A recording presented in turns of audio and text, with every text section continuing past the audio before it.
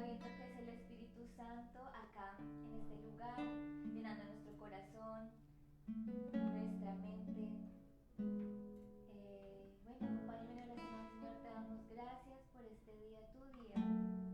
Gracias, Señor, porque nos has dado corazones hambrientos, sedientos por ti, por tu palabra, por tu amor. Gracias porque no te has escondido de nosotros. Por el contrario, te has revelado a nosotros a través de tu Hijo. Dios, gracias por tu gracia, gracias por el regalo de tu amor, gracias por tu cruz, Señor, que cambió de ser un símbolo de ridiculez a un símbolo de redención, de salvación, de amor, de restauración, de esperanza. Señor, esa es tu cruz. Gracias, Padre, por tu gran amor sobreabundante. Gracias porque nos has invitado a un banquete para disfrutar de las riquezas de ese amor, de las riquezas de tu verdad, Padre. Gracias porque somos miembros de tu reino, herederos de tu reino, Señor, portadores de tu gracia. Oro, Padre, para que podamos fijar nuestra mirada en lo que vale la pena, en lo eterno, en ti, Cristo. Nuestras circunstancias, Señor, pueden cambiar en un segundo, pero tu amor y tu fidelidad nunca cambian. Ponemos delante tuyo nuestras vidas, nuestros planes, este año, esta iglesia, este ministerio, Señor, es tuyo, Padre. Gracias porque estamos comenzando otra época, Cristo. Oramos como orábamos la semana pasada para que unes a tu iglesia, únela, Señor. Quita toda división, toda mentira, Señor. Que sea tu verdad, tu amor, tu perdón, tu misericordia acompañando nuestras conversaciones, nuestros pensamientos, la forma en la cual nos relacionamos el uno con el otro, Padre. Que podamos vernos con tus ojos de gracia, no con ojos que juzgan. Recibimos, Señor, el poder de tu gracia que ha renovado nuestro ser y nos ha dado un cántico nuevo, Padre. Entonces oramos para que en este día podamos disfrutar de tu cruz, disfrutar de la obra que has hecho en nuestras vidas y en la vida de los que amamos, Señor. Y para esas personas que amamos, que todavía no te conocen, Señor, cautívalas, Cristo, cautívalas. No con tu ley, sino con tu amor, que es el cumplimiento de toda ley, Señor.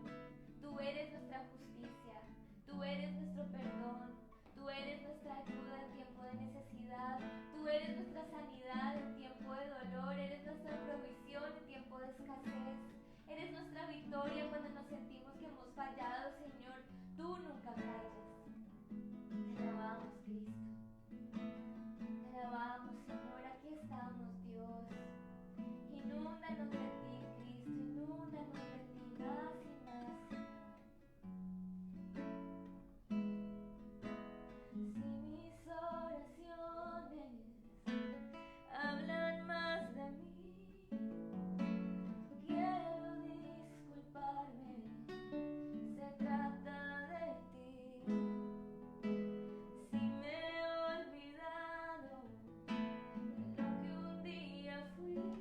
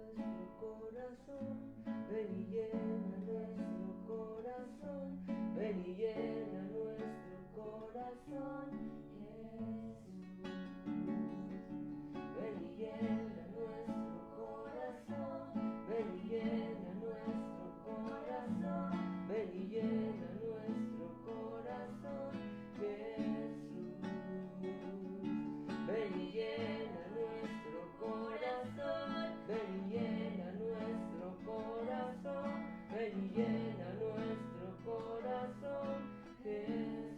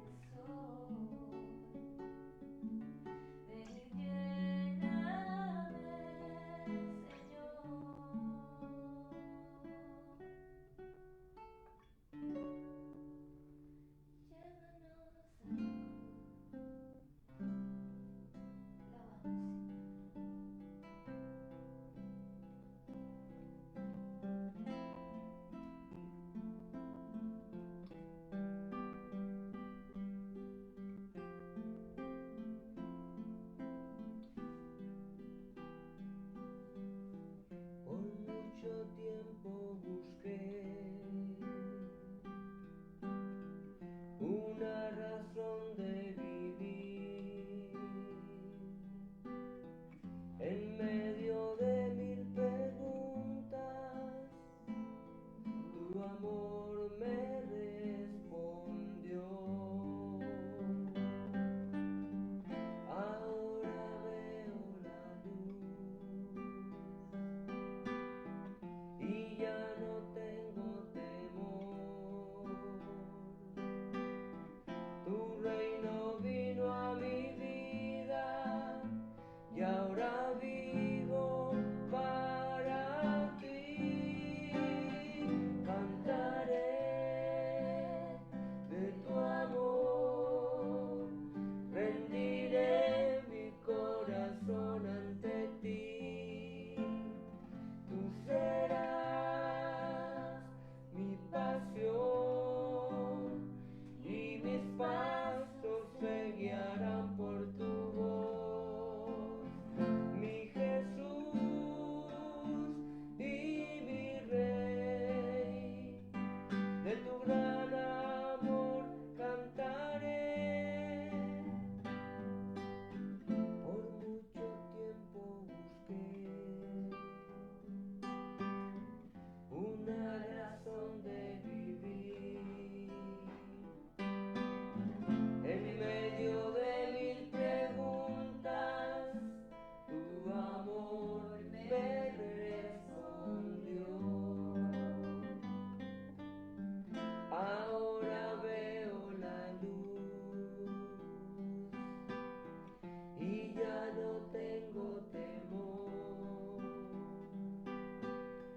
Tu reino vino a mi vida y ahora vivo para ti.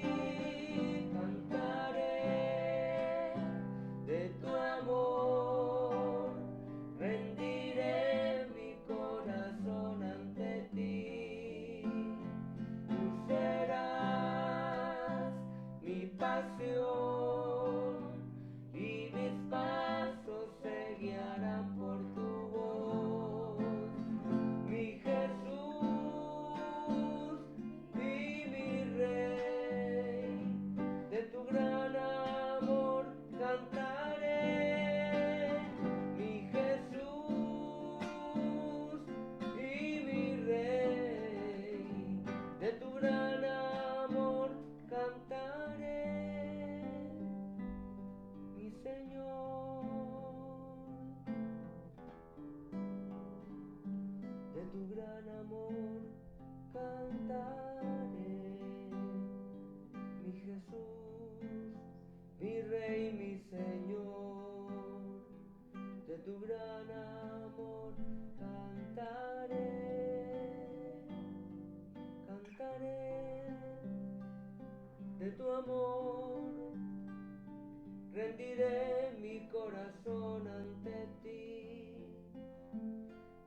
Tú serás mi pasión y mis pasos se guiarán por tu voz. Mi Jesús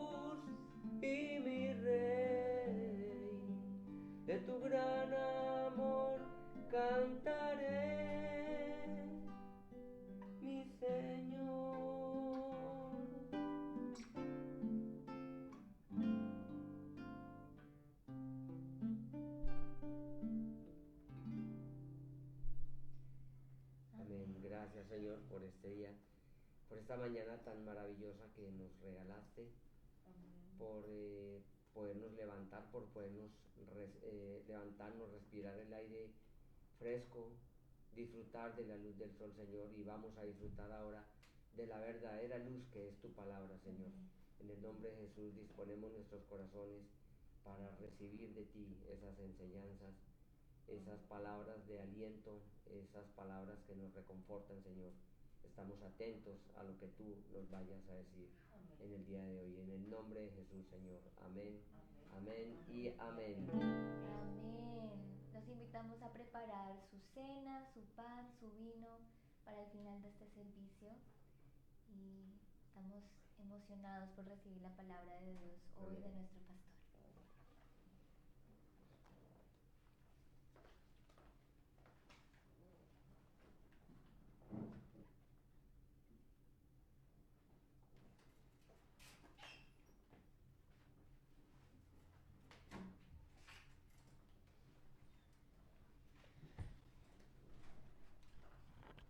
Bueno, qué bendición volvernos a ver. Es domingo nuevamente.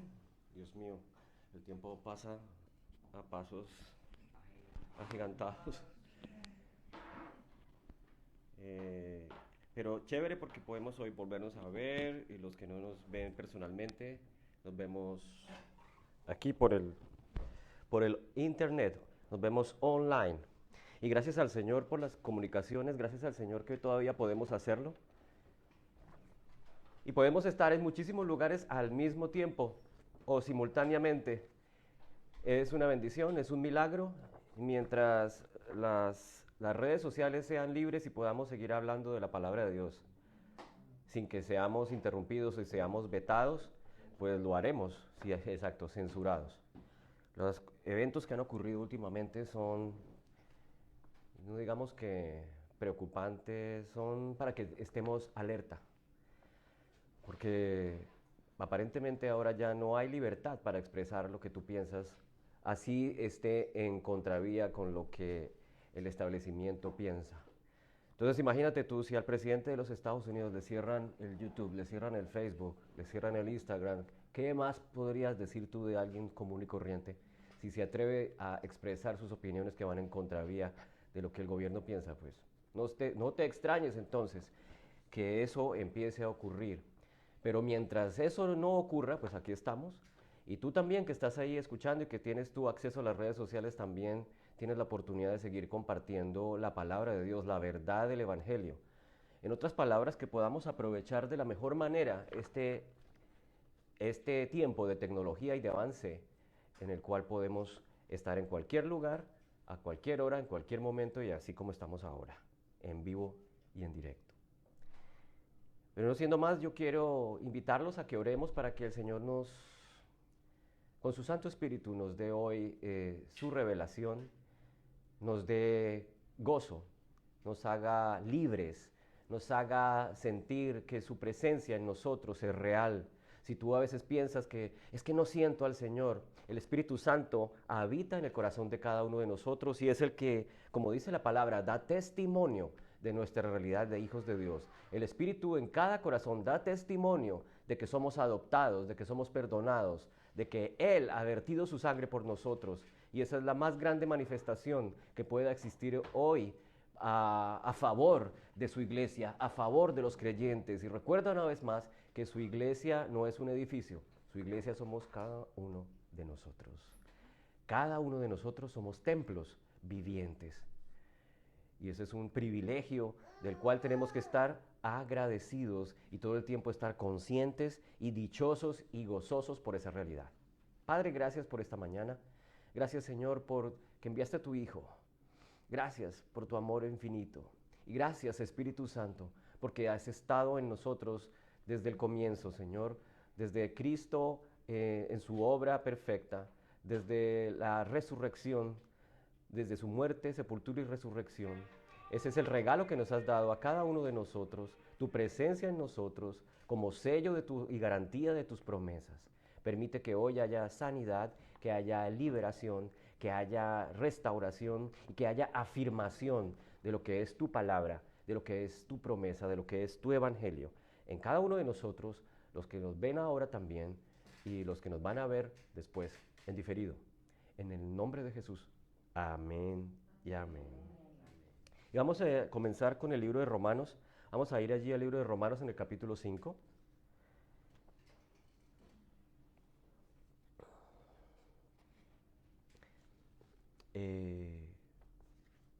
Wow, se me perdió esa hoja. Se quedó por ahí por el camino. Puedes leer, voy a hacer como hacen en otras iglesias. Lee, Alvarito, si puedes, el capítulo Romanos 5, del 6 al 11.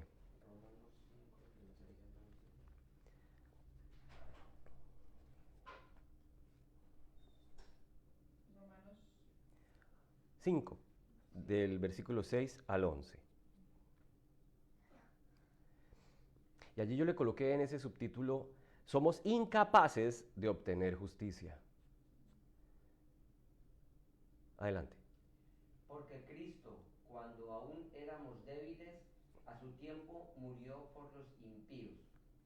Ciertamente apenas morirá alguno por un justo, con todo pudiera ser que alguno osara morir por el bueno. Mas Dios muestra su amor para con nosotros, en que siendo aún pecadores, Cristo murió por nosotros. Pues, mucho más, estando ya justificados en su sangre, por él seremos salvos de la ira. Porque si siendo enemigos fuimos reconciliados con Dios por la muerte de su Hijo, mucho más, estando reconciliados, seremos salvos por su vida. Amén, déjalo ahí. Entonces imagínate que en el principio, en la parte primera de ese fragmento dice que éramos incapaces, éramos débiles. Cuando éramos débiles, Él vino a este mundo a morir por nosotros, a entregar su vida por nosotros. La palabra en otra versión dice incapaces. En otras palabras, el ser humano no podía por sus propias fuerzas, por más cosas que hiciera, por más cosas que pudiéramos haber hecho, obtener esa capacidad de redimirnos, de llegar a ser considerados perfectos y justos delante de Él. Solamente Él, en su voluntad y como una muestra de su extraordinario amor, Él decide venir y manifestarse a nosotros y entregarnos ese regalo, como dice la misma palabra, el don de la justicia. Y dice que, más adelante dice, ciertamente es muy difícil que alguien muera por un justo, que es muy complicado, es muy improbable que alguien muera por una persona buena. Entonces imagínate tú la grandeza del sacrificio de Cristo, que Él vino y murió, no por los buenos, sino por los malos.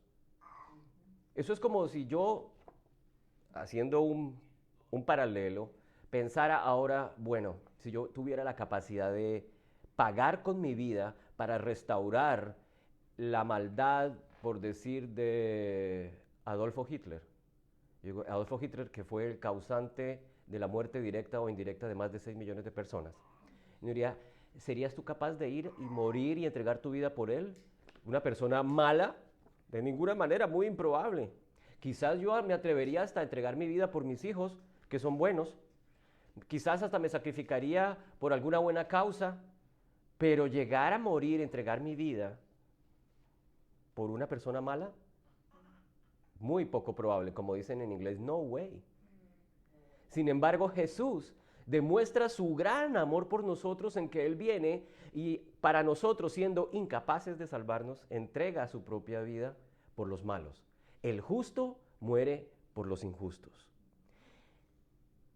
Esa es la primera manifestación o la más grande manifestación y primera manifestación que podemos ver del gran amor del Señor Dios por nosotros, sus criaturas, el ser humano, el hombre caído.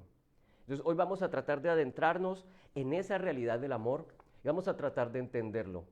Por eso le coloqué al título de este mensaje, entendiendo su perfecto amor por nosotros, o su amor por nosotros es perfecto. También le puedes colocar ese título. Si nosotros estudiamos el Antiguo Testamento, hay pasajes maravillosos en donde el Señor se revela con los nombres, los famosos nombres de Dios. son los atributos que tiene Dios, porque es muy difícil definir. Dios es tal cosa, Dios es tal otra. Sin embargo, en el Antiguo Testamento nos encontramos en diversos pasajes con atributos que definen o que tratan de definir desde nuestra perspectiva humana lo que significa Dios.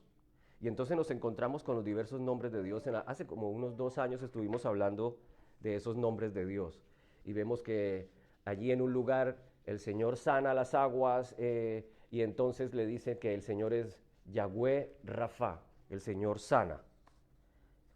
En otro lugar el Señor se manifiesta como justo y entonces dicen Dios es justo, Yahweh Sitkenu, el Señor es justicia. En otro lugar el Señor se manifiesta como la paz, entonces dice Yahweh Shalom, el Señor es paz. En otro lugar el Señor aparece como el gran pastor de los pastores, dice Yahweh Rohi, Yahweh es el pastor. El otro es el que destruye y vence los ejércitos, es Yahweh Sebaot, Jehová de los ejércitos. Y en otro lugar Él es el que provee y suple, Yahweh Jireh. Todo eso son atributos de Dios, pero eso no es Dios. Eso es simplemente como un intento del ser humano de definir lo que es Dios. Dios se revela a través de sus atributos, a través de sus cualidades, y son cualidades reales que hemos visto a lo largo del Antiguo Testamento. También aparecen otros calificativos como Dios es fuego consumidor. Y algunos creyentes de hoy que no entienden lo que es la gracia del Señor dicen, cuidado, porque Dios es fuego consumidor. Y si te portas mal, entonces vas a ir a la hoguera, como los santos de la Edad Media. O Dios es santo.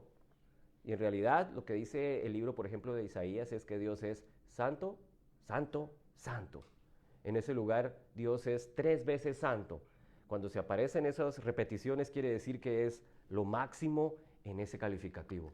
Luego el santo de santos y el más santo es Dios, que es santo, santo, santo. O Dios es justo y nosotros somos todo lo opuesto. Nosotros somos infieles, nosotros estamos caídos, nosotros somos pecadores, nosotros somos imperfectos, nosotros somos menos, Él es más.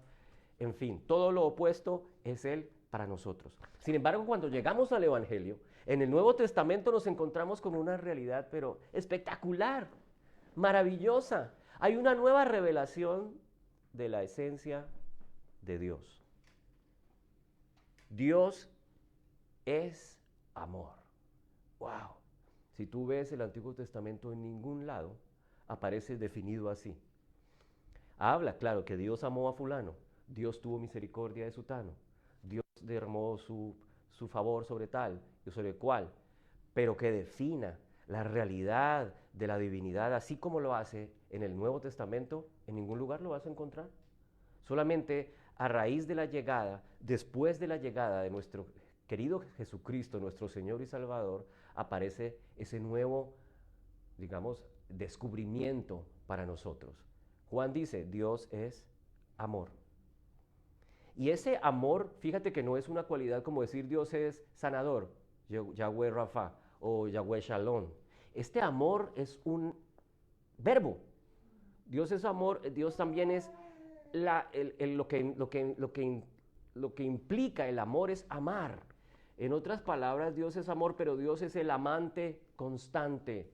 Es una acción dinámica, constante, sin fin, eterna. En otras palabras, su amor tal y como Él es, si Dios es eterno, si Dios es infinito, luego Dios es amor, el amor de Dios es eterno, el amor de Dios es infinito, el amor de Dios es un constante fluir sin parar por siempre y por siempre y por siempre.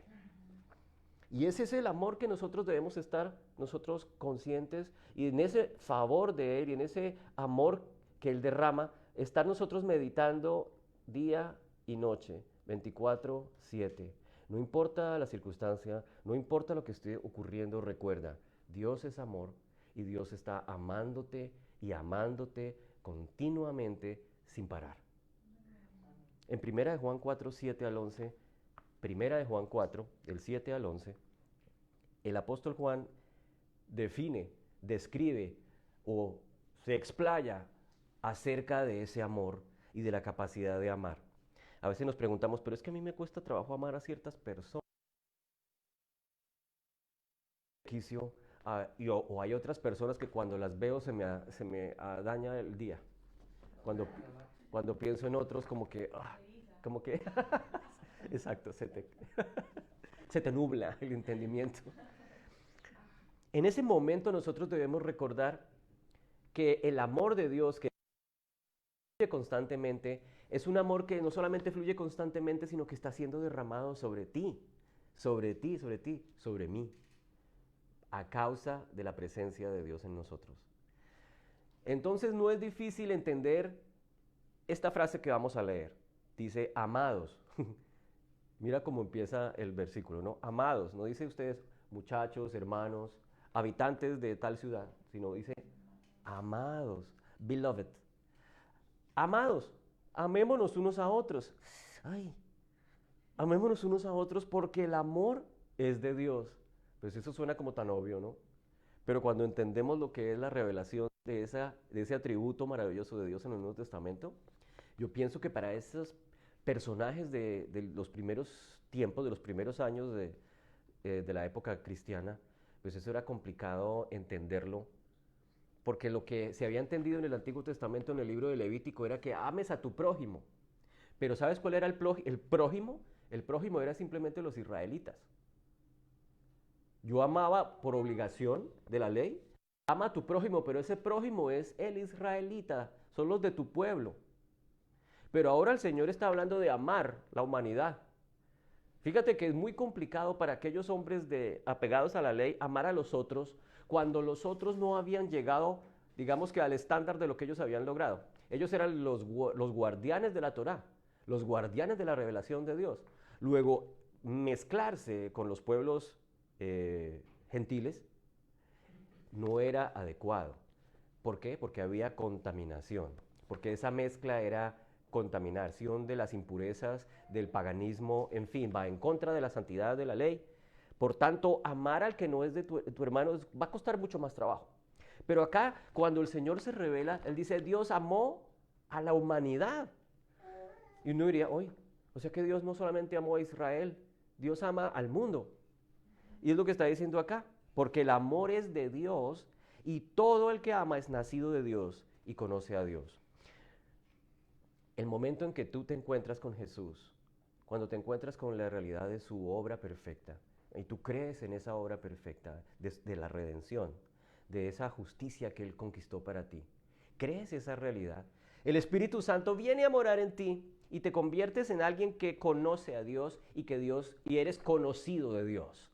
Por tanto, el amor brota, fluye y eres capaz de amar. Entonces no se convierte esto en una carga. Cuando dice amémonos, no pienses en la dificultad de amar.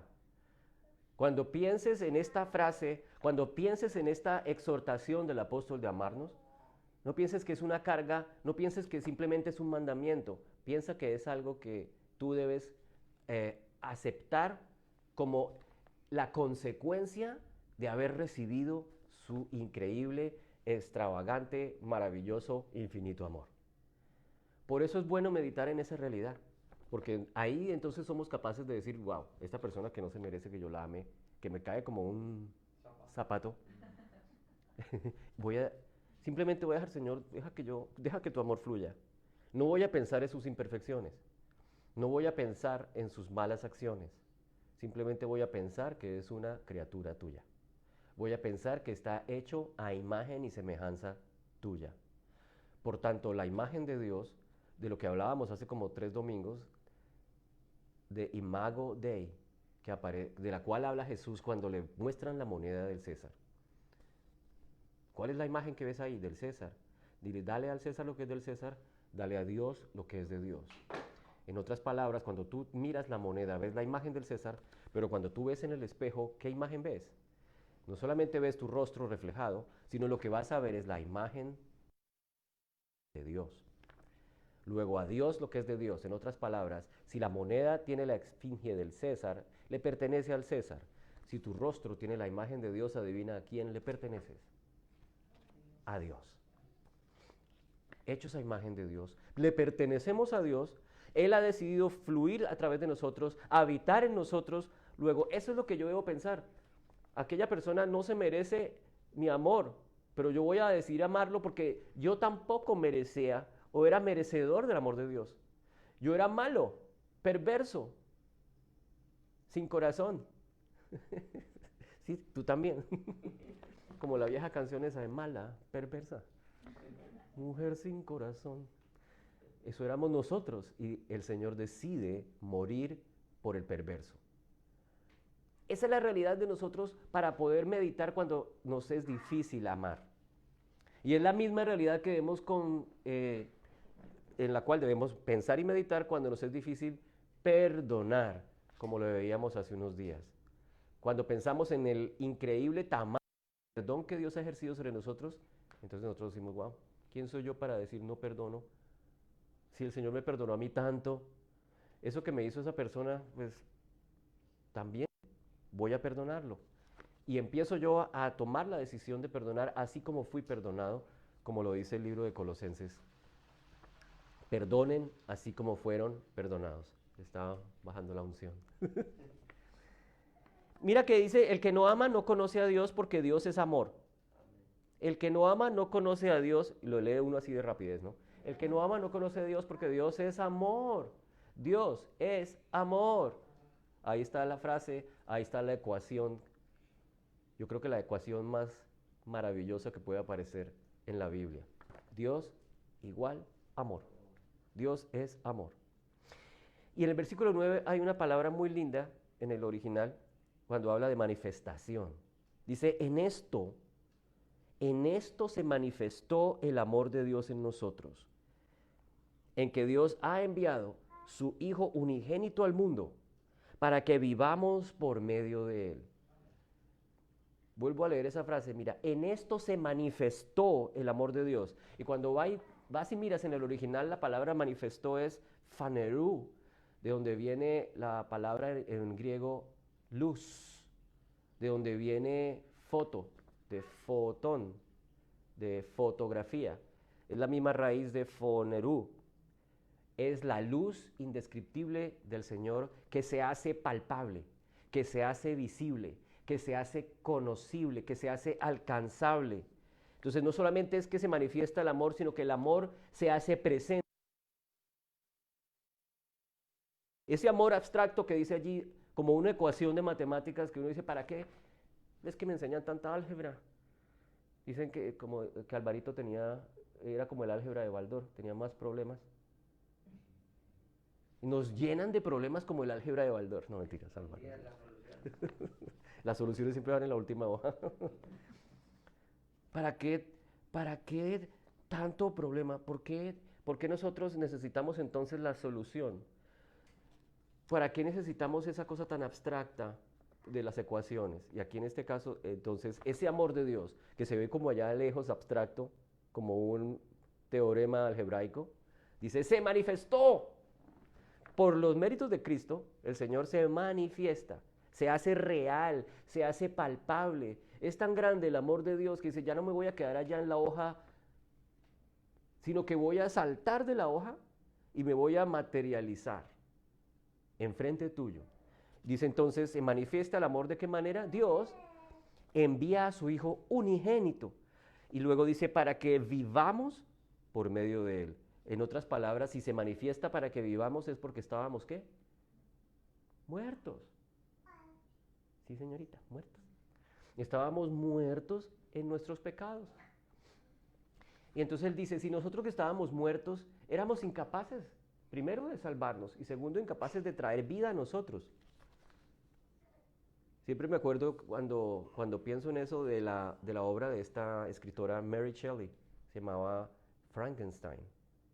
Frankenstein trata de traer a la vida a este hombre que hace con diversas partes de cadáveres y lo conecta a un aparato que está conectado a un pararrayos y allá viene la electricidad de repente en una noche tormentosa y el monstruo ese que había armado recibe la electricidad y entonces el doctor Frankenstein grita, ¡It's alive!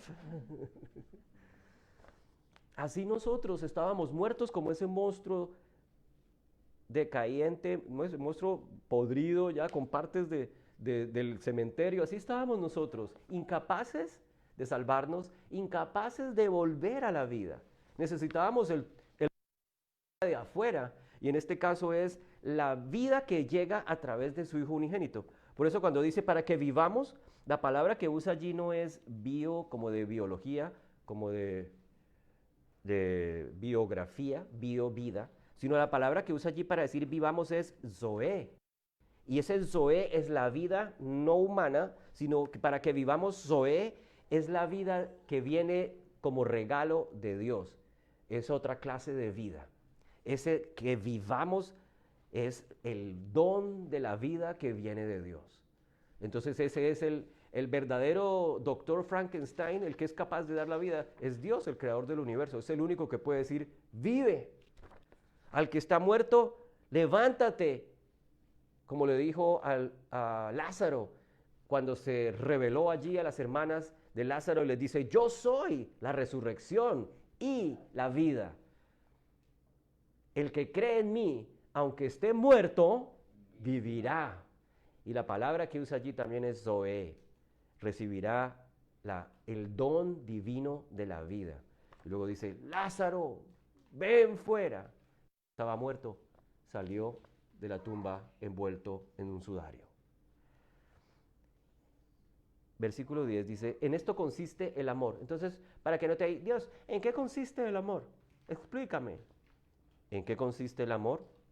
No en que nosotros hayamos amado a Dios, no, sino en que Él nos amó a nosotros primero.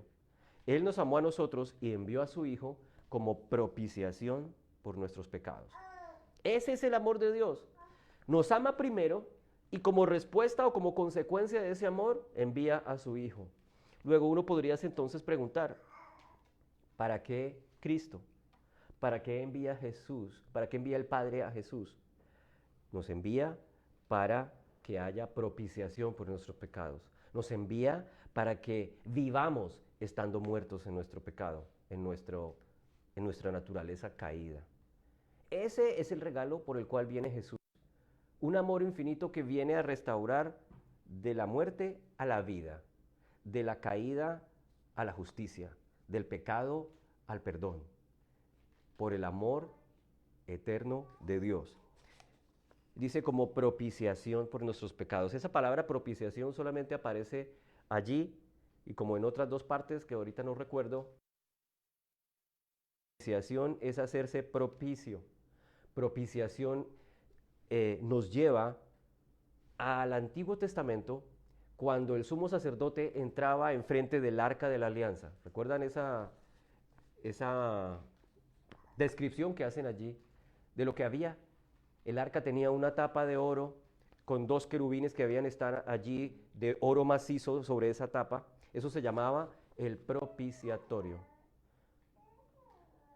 Y ese propiciatorio en el original hebreo quiere decir donde se derrama la sangre de la expiación. Luego entonces, para un judío de la época, propiciación, al traducir esa palabra de, wow, el propiciatorio que está encima del arca es donde la sangre se vierte y el Señor se agrada. Eso es Jesús para nosotros, el que vierte su sangre delante del Padre en el horno del sacrificio y el Padre se agrada y es propicio.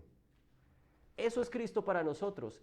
La sangre que Él vierte es la sangre propicia que paga el precio de nuestro pecado. En otras palabras, desde que viene Jesús, no solamente a restaurarnos a la vida, no solamente a perdonar, sino que Él ya sabe que Él va a ser un cordero expiatorio. Él ya sabe que va a venir como propiciación. Él sabe que va a venir a cumplir con lo mismo que cumplía aquel cordero del Antiguo Testamento, que derramaba su sangre para que el sumo sacerdote la esparramara, como dice, sprinkle, sobre el altar. Dice la palabra que la derramaba 7 veces, que es el símbolo de la perfecta purificación de nuestros pecados. Y dice el libro de Hebreos, pues no lo tengo acá, pero lo hemos visto en otras ocasiones, que Él entró en ese lugar como sumo sacerdote, pero también como sacrificio mismo. Él es el cordero y al mismo tiempo el sacerdote que entra en ese lugar pero que entró una sola vez y para siempre, derramando una sangre perfecta para siempre, para que tú y yo tengamos un perdón para siempre. Por eso podemos entender, amados, en el versículo 11, si Dios así nos amó, también nosotros debemos amarnos unos a otros. En otras palabras, el ejemplo de amor sacrificial, el ejemplo de amor que se entrega, es lo que nosotros debemos tomar cuando somos llamados a amar. Entonces, que no se convierta en una carga, sino que simplemente permitas que el amor de Dios que fluye a través tuyo sea expresado a los que te rodean, sin pensar en juzgar, porque es que eso era lo que la tendencia, no era la tendencia, es la tendencia que nosotros tenemos, a juzgar al otro como buen fariseo del siglo XXI que otro, creernos más que el otro. Es que como yo ya recibí a Cristo, es que como yo ya conozco el Evangelio, y entonces empiezo a ver a los otros como que, pobre incircunciso, todavía no entiende. O ese otro, mira cómo se porta de mal, Dios mío, mira, la embarran, se pelean, se mienten, se roban, se matan. ¿Por qué son así, Dios? Dios mío, Y lo que el Señor dice es, ámalos. Lo que el Señor dice es, ámalos, perdónalos. ¿Cuál es nuestro papel? Amar, perdonar. Y el otro papel es, si está en esa situación es porque no ha descubierto ese amor que tú descubriste. ¿Y cuál es la única forma de que Él descubra o se encuentre con ese amor? Pues una de las maravillosas formas que hay es que tú compartas el Evangelio. Ese mismo que tú recibiste, lo vas a compartir, sin juzgarlo, sin decirle, es que tú con esa forma de actuar, pues así es como te va, te lo mereces, eso te pasa por calabaza. Sino que tú simplemente lo vas a confrontar con la realidad del amor de Cristo, con la realidad de que hay alguien que dio su vida por ti, que te ama a pesar de, pero que ese a pesar de no se quedó en esa situación, sino que te amó y te transformó por los méritos de su obra. Cuando te encuentras con ese amor, es un amor no solamente que te llena y que te perdona y que te restaura, sino que es un amor que te transforma. El amor que transforma es el amor de Dios por medio de su Espíritu Santo. No simplemente que te amo, como amar un hijo en nuestra naturaleza humana. Los amamos, pero esa capacidad de transformar a nuestros hijos, de mejorar a nuestros hijos, o esa capacidad de mejorar a mi cónyuge, de mejorar a mi esposa o de mejorar a mi esposo, eso solamente lo puede hacer el Espíritu Santo, no yo. Ese es el poder sobrenatural que viene sobre la persona que se encuentra, que se enfrenta, que se expone al virus del Evangelio. El único virus que no mata, sino que da vida. El virus que resucita. El virus que cuando te llena y te contagia de vida, te contagia de sanidad, te contagia de eternidad.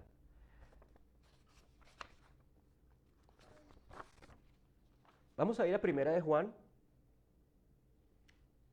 en el capítulo 3. Aquí otra vez habla de esa manifestación. Juan entonces su temática central es el amor y la manifestación de ese amor de Juan. Y acá vuelve a utilizar esa palabra en el capítulo 3. Miremos en el versículo del 1 al 8. Dice, miren cuán gran amor nos ha otorgado el Padre, que seamos llamados hijos de Dios. Otra característica tremenda del Nuevo Testamento es que el amor se manifiesta también para llamarnos hijos de Dios. Dice la palabra en el Nuevo Testamento, más a los que los recibieron y creyeron en su nombre, les dio la potestad de ser llamados hijos de Dios. Cualquiera son todos los hijos de Dios. No. Tenemos el ser humano viviendo en el mundo caído. Pero la potestad de ser llamado hijo solamente viene cuando ese personaje, mujer u hombre, que está caminando por este mundo caído, voltea su mirada a Cristo y reconoce su sacrificio por él. En ese instante hay lo que se llama el nuevo nacimiento. En ese instante hay un milagro. Ese personaje, ese ser humano, ese hombre, esa mujer se convierte pasa de ser una criatura más a ser un hijo. Ese es el milagro de la adopción. Y eso somos nosotros. Mira cuán gran amor nos ha otorgado el Padre. O sea que ahora ya nosotros somos hijos y tenemos la potestad y tenemos ese privilegio de decir, papá, Dios del universo, el Yahweh Rafa, ese Yahweh Shalom, el Sebaot de los ejércitos, esa capacidad de llamarlo Padre es solamente ahora. Es un privilegio de nosotros en Cristo, que aquellos no tuvieron ese privilegio y que cualquiera no puede llamarlo así. Él crea que es su papá. Como el niño cuando ve y se encuentra con el lechero. No, mentira, ese es otro cuento. Es nuestro verdadero Padre. Y eso somos nosotros. Por eso el mundo no nos conoce, porque no lo conoció a Él. Primera de Juan 3, versículo 2. Vuelve a decir, amados, ahora somos hijos de Dios y aún no se ha manifestado lo que habremos de ser. Vuelve otra vez a hablar de ese fanero. Aún no se ha manifestado, no se ha dado a conocer lo que vamos a hacer, pero sabemos que cuando Cristo se manifieste, y otra vez usa esa palabra de fanero, esa luz que viene y se expresa, que esa luz que aparece y se hace real, esa manifestación, dice, cuando Cristo se manifieste, seremos semejantes a Él porque lo veremos como Él es. Entonces estamos hablando de la segunda venida. Dice, el Hijo de Dios aún no se ha manifestado. Somos hijos de Dios y aún no se ha manifestado lo que habremos de ser. Cuando Cristo se manifieste, seremos semejantes a Él. Luego, hay otra manifestación que no ha venido aún. Y es la manifestación final de la gloria, del regreso glorioso de Dios cuando seremos semejantes a Él. Amén. Porque lo veremos como Él es. Y todo el que tiene esta esperanza puesta en Él, se purifica como Él es puro. Entonces diría, hay que purificarse. No, se purifica como Él es puro. ¿Cómo hacemos para purificarnos como Él es puro? No podemos, de nuevo, no podemos. Él se ha encargado de purificarte. Entonces es como algo, ¿cómo se dice eso? Es simplemente algo para explicar lo que ya es. Él se purifica como Él es puro. Cristo es puro, tú estás puro en Cristo. Ahora bien, acá viene algo interesante. Aquí habla del pecado luego y habla de la infracción de la ley, y en esto me voy a detener un poquito porque algunos que ahorita están en ese movimiento de las raíces hebreas y de la judaización está criticando esta palabra de la infracción de la ley, porque entonces dice que nosotros como somos infractores de la ley tenemos que obedecer la ley, porque acá utiliza una palabra que es lawlessness en inglés, y es simplemente practicar la infracción de la ley. Fíjate lo que dice para que entendamos. Todo el que practica el pecado también practica la infracción de la ley, pues el pecado es infracción de la ley. Obvio, cuando hay pecado, pues se ha infringido la ley. Y eso en la palabra allí es lawlessness, como iniquidad. En el griego es anomia, que es sin ley. Pero fíjense después que dice el versículo 5. Ustedes saben que Cristo se manifestó a fin de quitar los pecados y en Él no hay pecado. Entonces, Cristo viene, se manifiesta alguien que no tiene pecado en Él, viene a manifestarse para darnos vida. Siendo incapaces, siendo muertos, nos da vida. Estando en pecados, dice, para quitar los pecados por aquel que no tiene pecado. Él viene sin pecado para quitar los pecados. ¿Cuántas veces tiene que Cristo ir a la cruz a quitar los pecados? Dice el libro de Hebreos, once for all. Una sola vez por siempre. Él quitó los pecados. Todo el que permanece en Él no peca. Todo el que peca ni lo ha visto ni lo ha conocido. Entonces acá dices, algunos entonces interpretan, estamos en Cristo, entonces no pecamos. Quiere decir que entonces ya no voy a pecar. Ya no me equivoco. Porque dice acá, todo el que permanece en Él no peca. O sea que si yo estoy pecando es porque no permanezco en Él, Dios mío. Estoy lejos de Él, no permanezco en Él porque la embarro mañana, la embarré antier. Eso no es lo que quiere decir. Acá dice que Él vino a quitar el producto de la infracción de la ley por el pecado. Él quitó el pecado. Luego entonces tú no pecas enfrente de Él en el sentido de que ya ese pecado no infringe la ley para Él. En otras palabras, eso Él ya lo pagó en la cruz del Calvario. Estamos en el cuerpo de carne, pecamos, pero para Él eso ya fue vencido, eso es a lo que me refiero. Esa realidad de que fue ya vencido, que ya fue retirado, no afecta tu relación con Él. No afecta tu estado de justo, no afecta tu estado de perdonado, no afecta tu estado de santo delante de Él. Como dice en inglés, blameless, sin culpa. Righteous, perfecto delante de Él, a sus ojos, porque ahora esa potestad o ese poder que tiene el pecado de destruirte y de hacerte ver mal delante de Dios ha sido retirado por la obra perfecta de Cristo en la cruz. Todo el que peca ni lo ha visto ni lo ha conocido. Hijos míos, que nadie los engañe. Entonces, mira acá esta frase, el que practica la justicia es justo. Entonces, si tú no practicas la justicia, no eres justo. No, eso no depende de ti. ¿De qué depende mi justicia? De la obra de Cristo. Él ha sido el que ha pagado el precio y el que ha conquistado mi justicia después de la muerte y resurrección. Dice que Él resucitó para confirmar mi justicia. Entonces el que practica la justicia es justo, así como Él es justo. Parecida a la otra de que Él se purifica en Él como Él es puro. Aquí, el que practica la justicia es justo, así como Él es justo. Luego nosotros estamos practicando la justicia como Él es justo, así somos nosotros, justos. No tengas temor en creerte justo, porque eso es lo que Él conquistó para ti en la cruz del Calvario. Somos justos delante de Dios. Eso soy, esa es mi nueva naturaleza. El que practica, mira lo que dice acá, el que practica el pecado es del diablo porque el diablo ha pecado desde el principio. Pero el Hijo de Dios se manifestó con este propósito, atención, destruir las obras del diablo. Y acá otra vez la palabra faneró. El Hijo de Dios se manifestó con este propósito, para destruir las obras del diablo. Entonces ahí está hablando de dos manifestaciones. La primera manifestación, cuando Él viene, se hace hombre, destruye la obra del pecado, va a la cruz y resucita. Ahí destruyó las obras del pecado. Pero en el primer fragmento del pasaje dijo, cuando Cristo se manifieste, y es la misma faneró, pero es la otra manifestación que viene cuando Él resucite, cuando Él, vuelva glorioso a restaurar al cuerpo y transformar el cuerpo del creyente en la segunda venida. Entonces está hablando de dos manifestaciones. Hubo la manifestación y ahora vendrá otra manifestación. En la primera manifestación Cristo destruyó las obras del diablo. Destruyó, ¿cuál eran las obras del diablo? El pecado.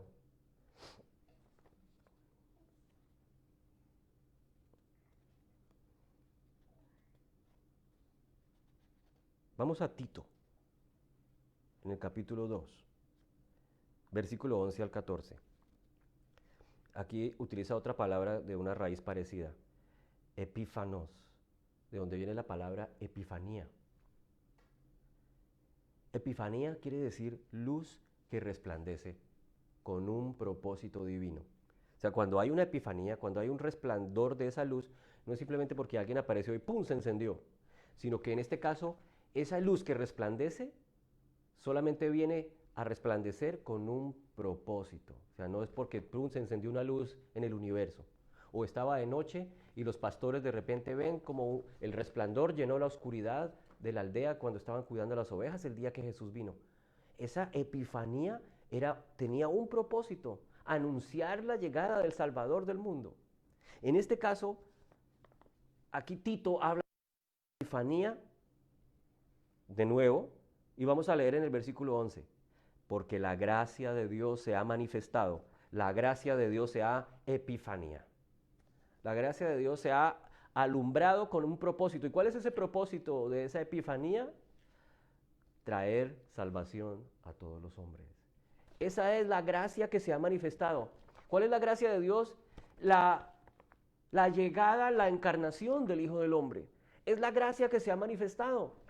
En otras palabras, Dios a través de su Hijo, manifiesta su favor inmerecido por nosotros. Su gracia se manifiesta y es una epifanía. En otras palabras, es un resplandor maravilloso de la luz y el amor de Dios con el propósito de traer, ¿qué?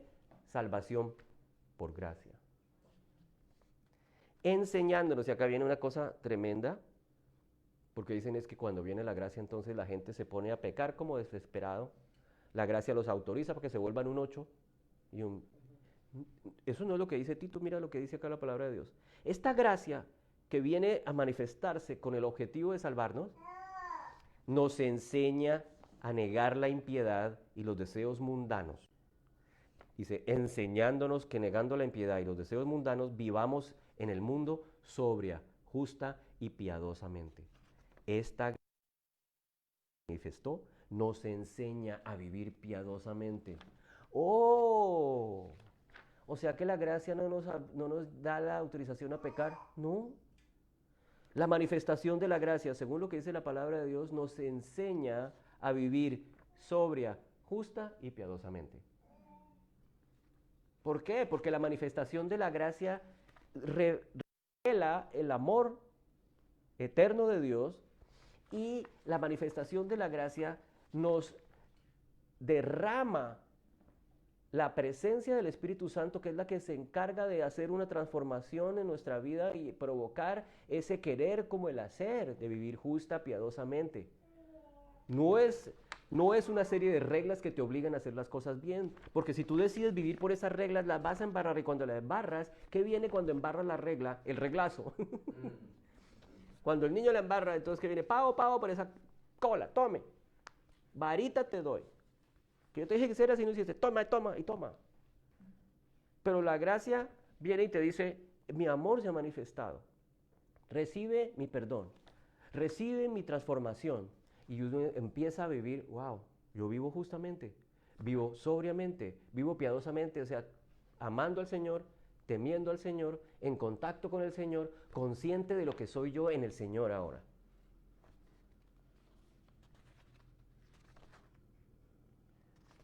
Nos enseña entonces la gracia de Dios, epifanía, o sea, manifestada como ese resplandor de su gloria y su gracia, nos enseña a vivir piadosamente, aguardando la esperanza bienaventurada y la manifestación de la gloria. Nuevamente habla de manifestación, aguardando otra vez, ya es Tito, no es Juan, vuelve a hablar de ese fanero, de esa manifestación gloriosa de nuestro Salvador Cristo Jesús, que ya viene. La primera manifestación fue cuando el Hijo se encarnó. La segunda manifestación es cuando Él regrese en gloria y majestad. Dice, Él se dio por nosotros para redimirnos de toda iniquidad. Mira lo que dice aquí, para que entiendas entonces. Aquí estamos en Tito, pero estamos respondiéndole. Tito le responde a Juan. En otras palabras. Pues por eso es que leo juntos libros. Mira lo que dice Tito acá. Él se dio por nosotros. ¿Quién es Él? Cristo. Él se dio, o sea, se entregó por nosotros para redimirnos. La palabra allí en el griego lutrosis quiere decir pagar un ransom, pagar un precio por alguien que ha sido raptado, alguien que está encadenado, secuestrado. Cuando alguien está secuestrado, eso lo hablamos hace como 2 años, esa palabra allí de redención, que alguien está pidiendo, tenemos a su hijo. ¡Ah! ¿Cómo así mi hijo? Sí, pero tiene $1 millón para que se lo devolvamos. Y usted tiene entonces que ir déjelo en aquel buzón en la calle tal. Y nosotros pasamos por él. Eso es lutrosis. Él pagó un ransom, pagó el precio para liberarte de la posesión, de la esclavitud del pecado, y luego te lleva a su dueño legítimo. Eso quiere decir lutrosis.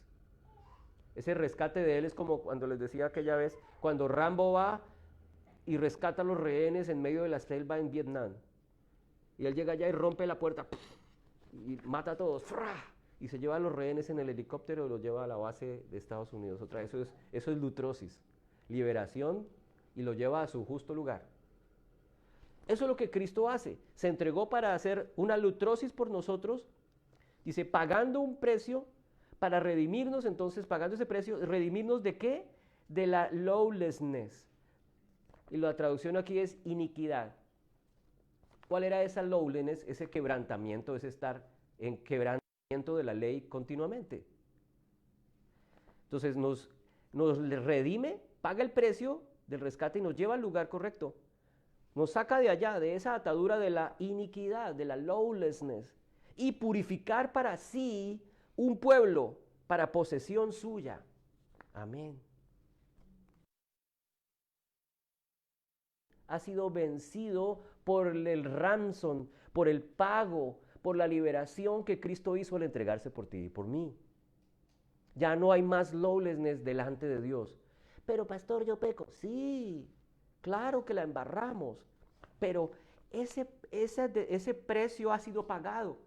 Ese lawlessness ha sido liberado por la obra de Cristo, así como Rambo liberó los rehenes en Vietnam. Así como cuando pagaste el precio, el rescate del secuestrado y lo llevaste otra vez a casa, ha sido sacado de la esclavitud del pecado. En este caso ha sido sacado de las garras de la ley quebrantada. ¿Qué pasaba antes? Estábamos en las garras de la ley quebrantada, la ley que nosotros quebrantamos, mejor dicho. ¿Cuál es el pago del pecado? Muerte. Muerte. ¿Cuál es el pago de quebrantar la ley? Muerte, no hay más.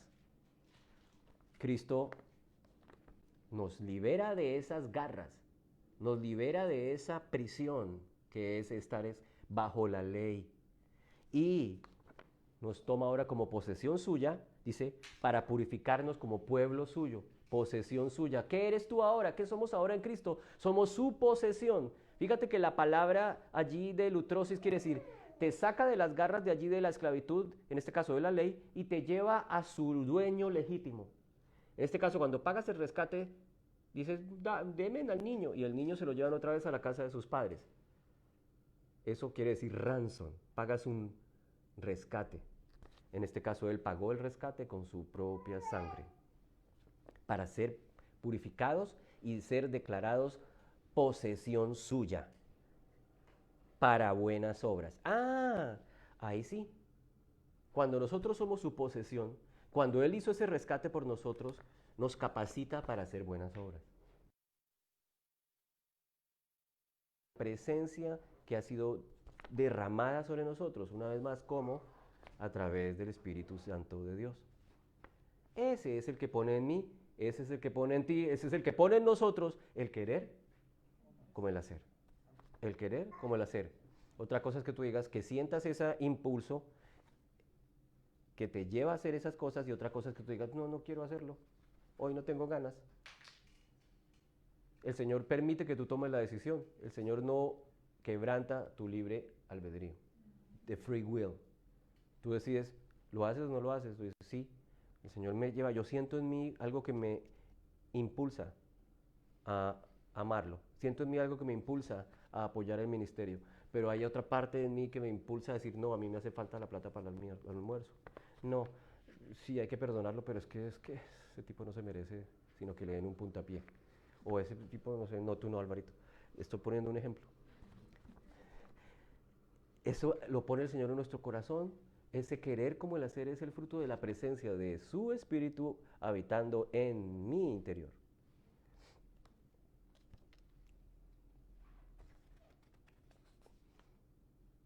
Entonces, volviendo a Romanos 5, para dejar allí clarito, Romanos 5 en el versículo 10 dice que fuimos enemigos, cuando éramos enemigos, fuimos reconciliados con Dios por la muerte de su Hijo. Y mucho más habiendo sido reconciliados, es decir, si éramos enemigos, quiere decir que estábamos enemistados.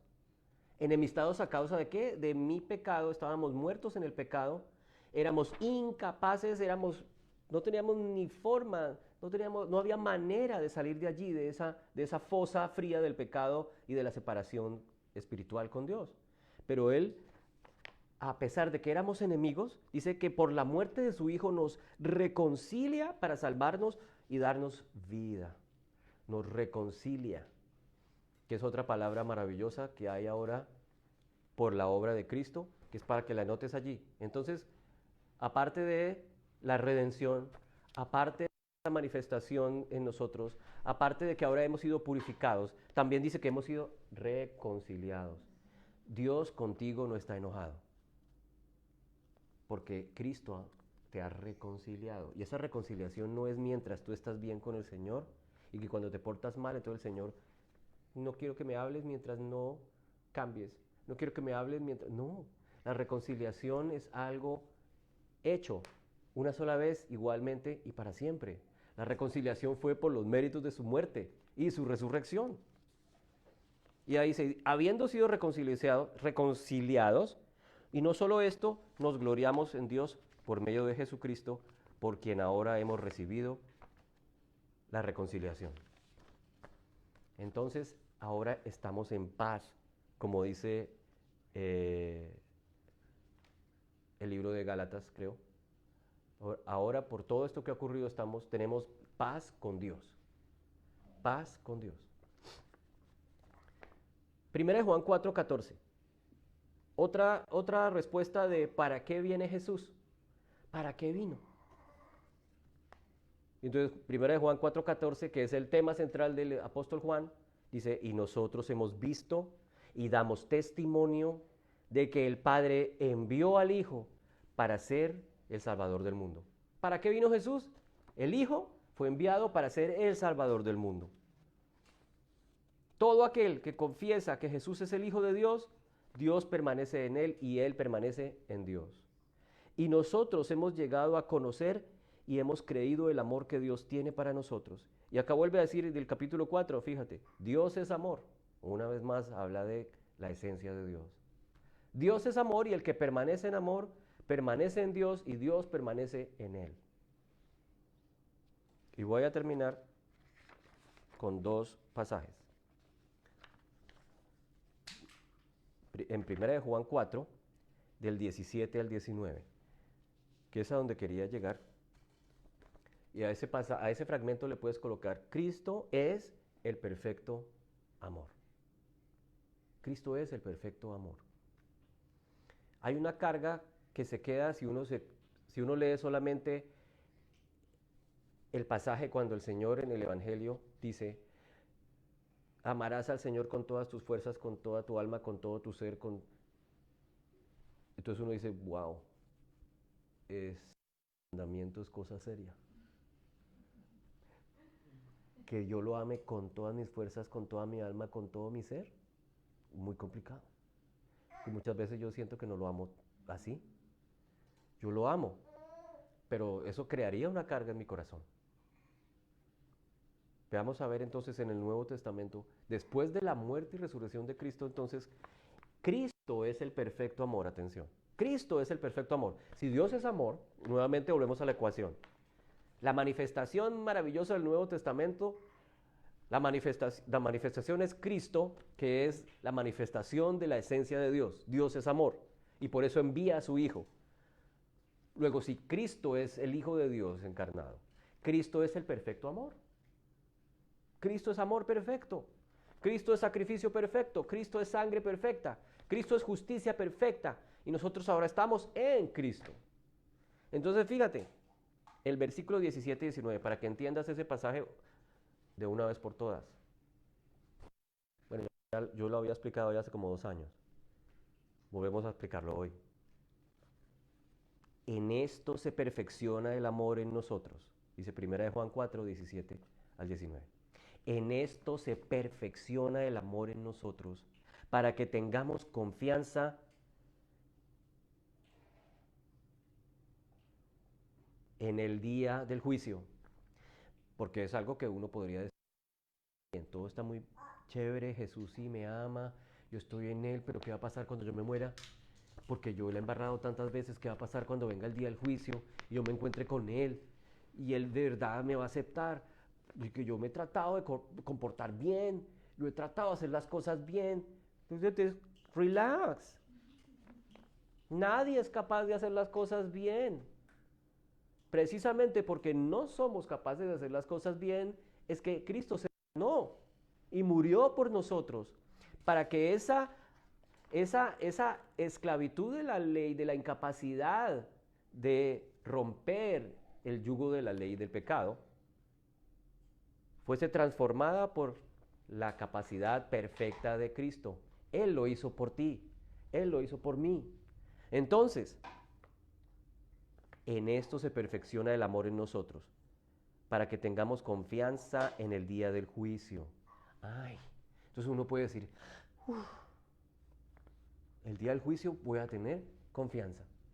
La palabra en el original es parresía. Y parresía quiere decir hablar con libertad, abierta y confiadamente. Está hablando de cuando tengas que hablar en algún lugar. En este caso, en el día del juicio. Y van a preguntar, ¿y usted qué? ¿Qué hace aquí? Yo soy un hijo de Dios, lavado por la sangre del Cordero.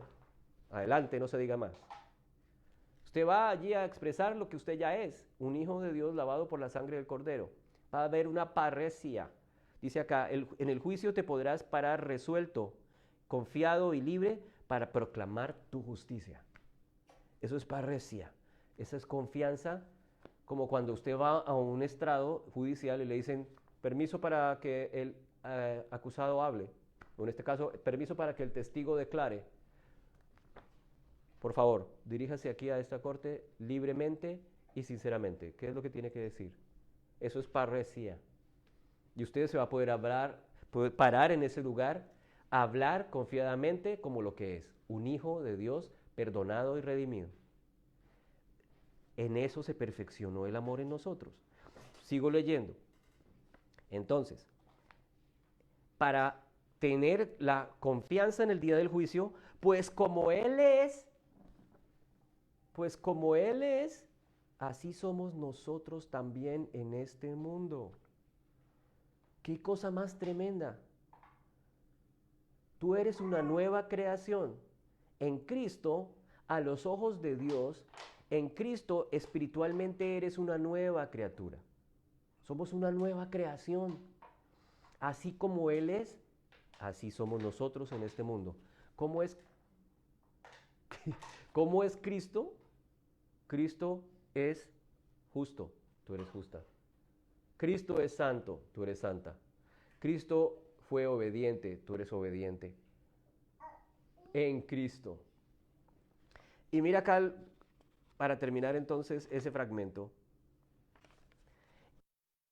Temor, sino que el perfecto amor echa fuera el temor. Eso yo creo que lo has leído varias veces.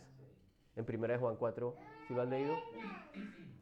En el amor no hay temor, sino que el perfecto amor echa fuera el temor, porque el temor involucra castigo, y el que teme no es hecho perfecto en el amor. Entonces, cada uno dice, ¡ay! Entonces yo no estoy perfecto en el amor, porque yo temo. Pero el Señor quiere que tú entiendas a qué se refiere con ese temor. ¿Cuál es el perfecto amor? Cristo. Dice, en el amor no hay temor, sino que el perfecto amor, ¿de quién entonces?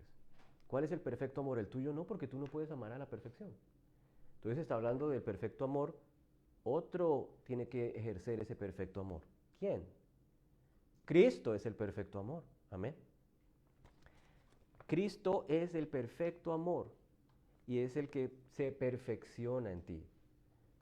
¿Cómo? Mira, en el amor no hay temor, sino que el perfecto amor echa fuera el temor, porque el temor involucra o tiene que ver con el castigo.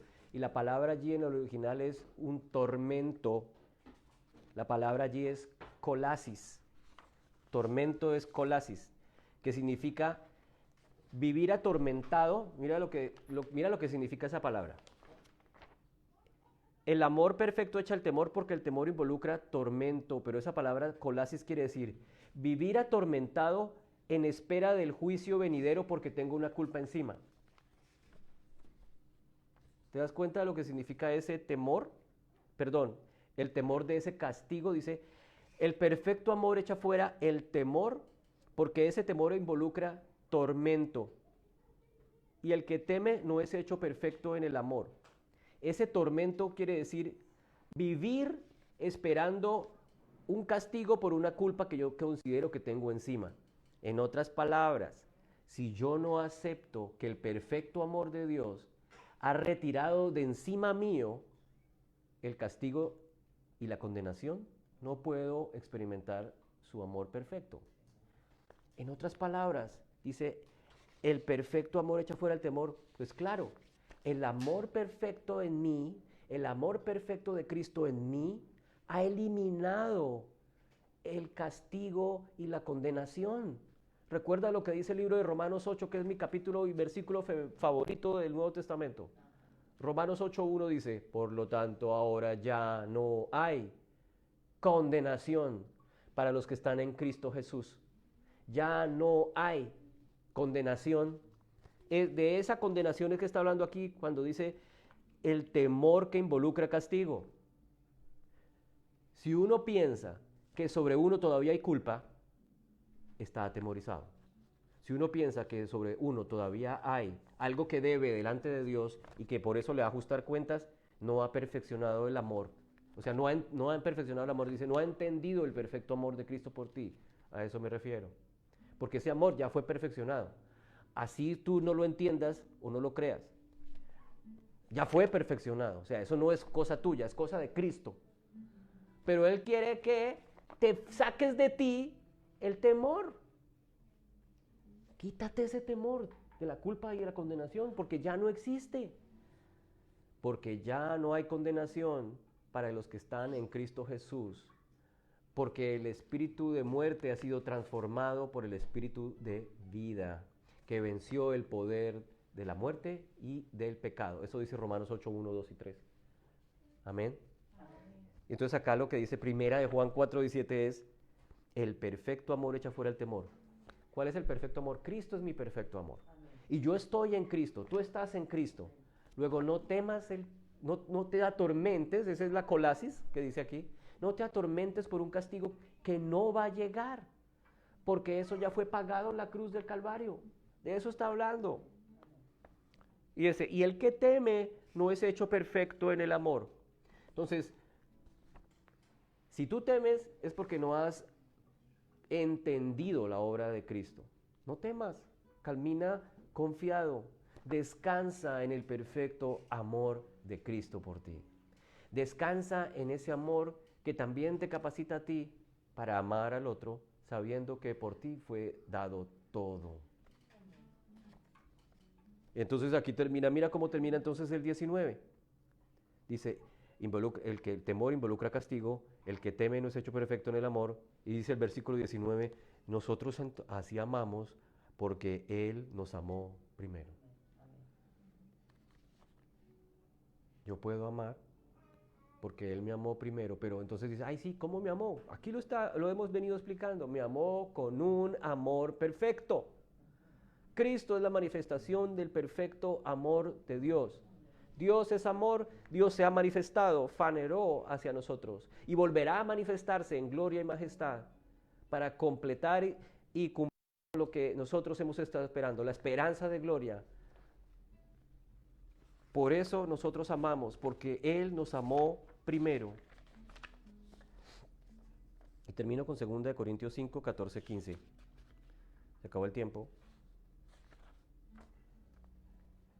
Dice el versículo 14, 2 Corintios 5, versículo 14.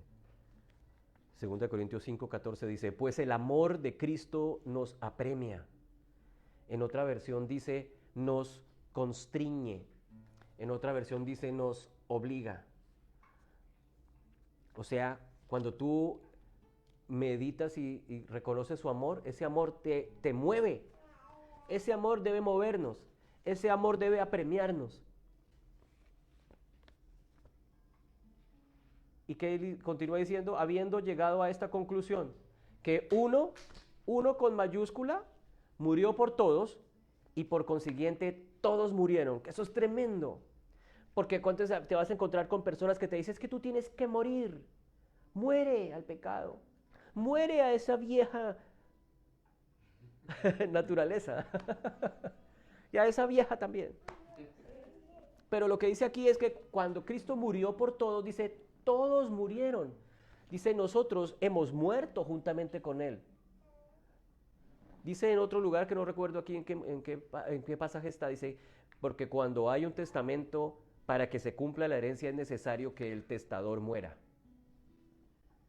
Por lo tanto, el testador es Cristo, Él ha muerto, luego la herencia se aplica. Y esa herencia que se aplica es su redención y su justicia. Entonces, Él murió por todos, por lo tanto, dice aquí Pablo, todos murieron. Entonces, tú ya moriste, tú ya no tienes que morir a nada. Tú ya moriste en Cristo. Lo que necesitas es permitir ser transformado por acción del Espíritu Santo en tu vida. Eso es un proceso de santificación, eso es otra cosa diferente. Pero el morir, ya moriste.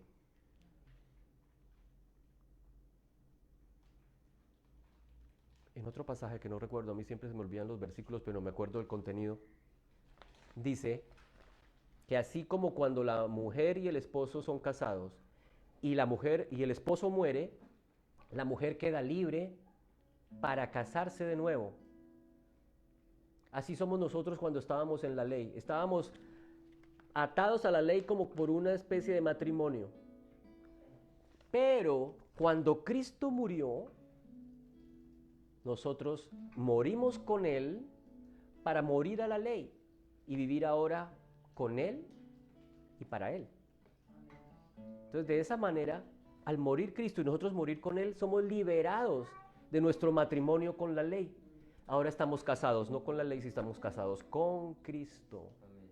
Y disfrutamos de su redención y su gracia. ¿Cómo? Porque nosotros morimos con Él. Y en ese mismo pasaje dice, y no solamente que morimos, sino que también resucitamos con Él.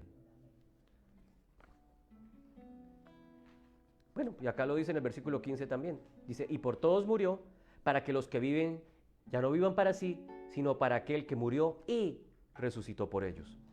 De modo que si alguno está en Cristo, nueva creación es, nueva criatura es, las cosas viejas pasaron, todas son hechas nuevas. Todas son todas. Si tú eres una nueva creación, todo tu ser es nuevo.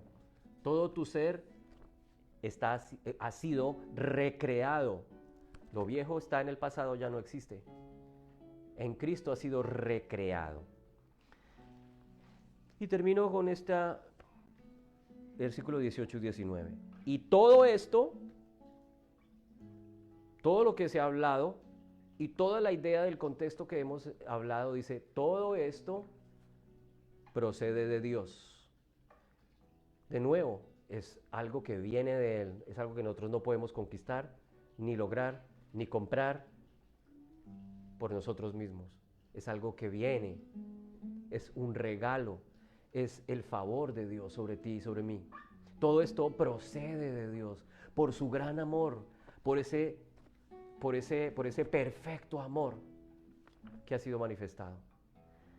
Entonces todo esto procede de Dios, quien nos reconcilió con Él mismo por medio de Cristo y nos dio el ministerio de la reconciliación. Es decir, que Dios estaba en Cristo reconciliando al mundo con Él mismo. Cristo es el medio de reconciliación con el Padre, no tomando en cuenta a los hombres sus transgresiones, y nos encomendó a nosotros la palabra de reconciliación. Entonces, ¿cuál es el papel? Dice, por tanto, somos embajadores de Cristo. Somos embajadores de Cristo como si Dios rogara por medio de nosotros. ¿Qué hace un embajador de un país? Cuando llega aquí el embajador de Gran Bretaña, es como si fuera el presidente de Gran Bretaña o el que representa a todos los británicos en ese momento aquí en Estados Unidos. Y él trae entonces contratos de negocios, apertura de importaciones, acuerdos bilaterales, porque él está en ese momento firmando como si fuera toda esa nación. Ahora nosotros, qué tremendo. Dice, nosotros somos embajadores de Cristo. Tienes pasaporte diplomático, tienes credenciales. Como si Dios rogara por medio de nosotros, en el nombre de Cristo les ruego, reconcíliense con Dios.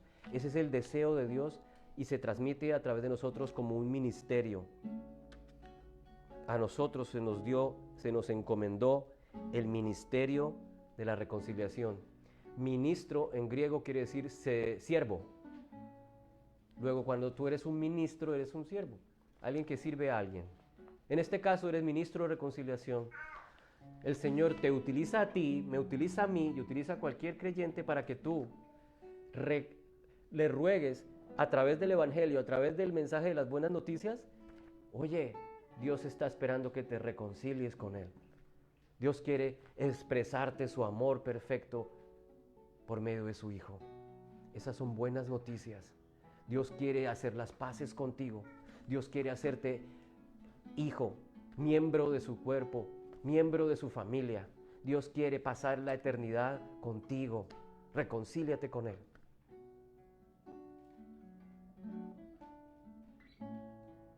Oremos.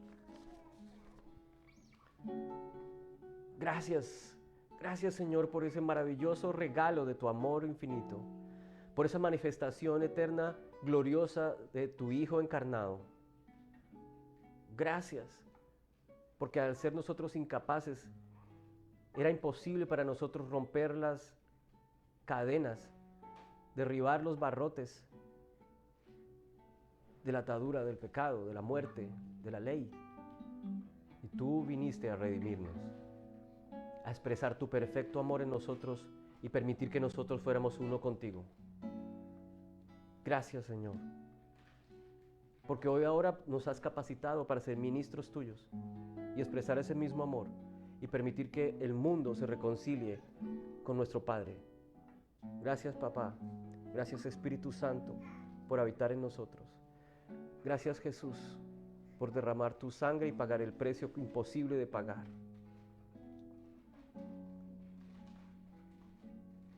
Amén. Por eso, al tomar esta copa y este pan, nuevamente recordamos que esa manifestación gloriosa tenía un fin: morir, derramar su sangre, entregar su cuerpo, más resucitar. Por ti.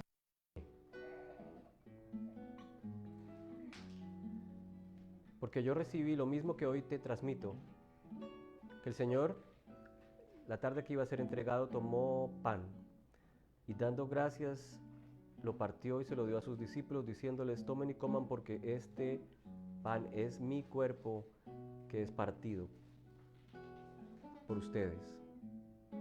Su cuerpo roto, un cuerpo puro, santo y perfecto, es roto y partido por ti y por mí. Al terminar la cena, tomó la copa y dijo: esta copa es el nuevo pacto en mi sangre. Todas las veces que la tomen, háganlo en memoria de mí. Por eso hoy, 2000 años después, seguimos haciendo memoria de su sacrificio, de su muerte y resurrección, de ese pago, de ese ransom que Él pagó por ti y por mí, de ese amor perfecto que se encarnó en la persona de Cristo. Disfruta de su amor hoy y compártelo. En el nombre de Jesús. Amén.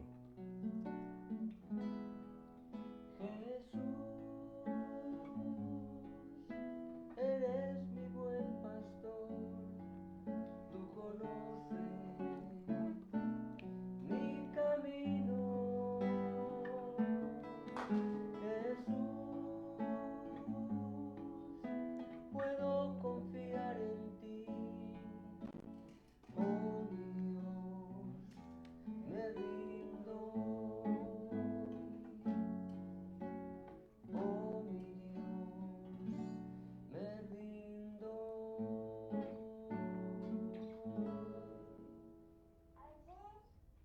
Amén.